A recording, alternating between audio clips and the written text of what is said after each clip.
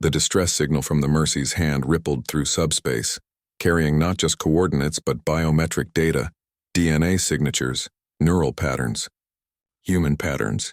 The signal reached Earth in nanoseconds, penetrated the oceanic vault, and touched something that remembered its purpose. The UHSF Ragnarok opened its eyes.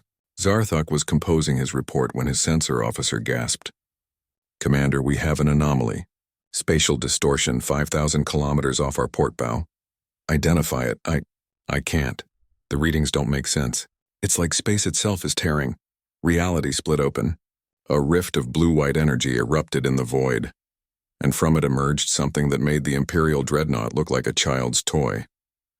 The Ragnarok was 6 kilometers of angular black metal, its surface covered in weapons batteries that hummed with barely contained violence.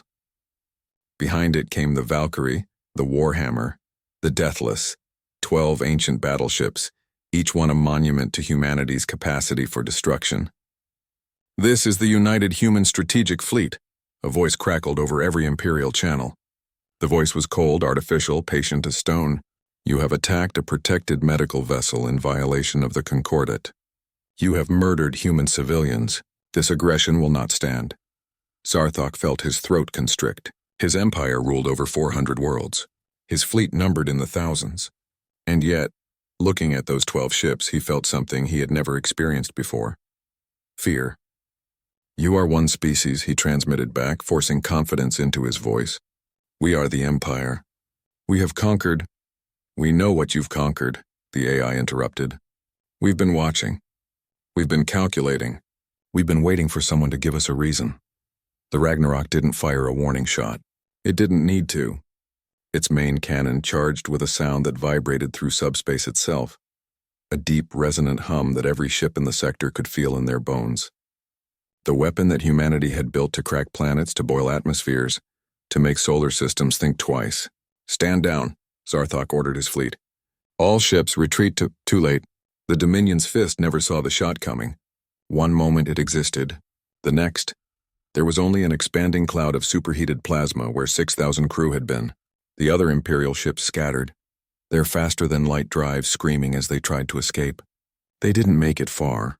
The human battleships moved like predators, each one coordinating with split-second precision.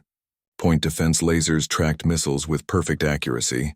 Kinetic slugs crossed impossible distances to strike fleeing ships.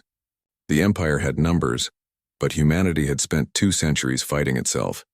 They had perfected the art of war against enemies just as clever and desperate as they were. The battle lasted 4 minutes. When it ended, the Imperial fleet was scrap metal and lifeless hulls. The Ragnarok positioned itself beside the crippled Mercy's hand, its massive bulk shielding the medical ship from any further threats. Repair drones swarmed out, sealing breaches and stabilizing life support. Dr. Chen watched through the viewport, tears streaming down her face as she saw the impossible. Salvation in the form of weapons she had thought dismantled long ago. "Medical personnel aboard Mercy's hand." The AI's voice came through, gentler now. "Emergency evacuation pods are being dispatched. Your patients will receive care. You are safe." "Thank you," Dr. Chen whispered. Across the galaxy on 1,000 worlds, emergency broadcasts interrupted regular programming. The message was simple, delivered by the cold, implacable voice of the Ragnarok. "This is the United Human Strategic Fleet. For 2 centuries we have slept. We were meant to be forgotten, monuments to a war humanity wanted to leave behind. But we were never truly gone. We are humanity's promise. Touch our healers, harm our innocents, break the sacred laws of war, and you will learn why we don't keep these ships in museums."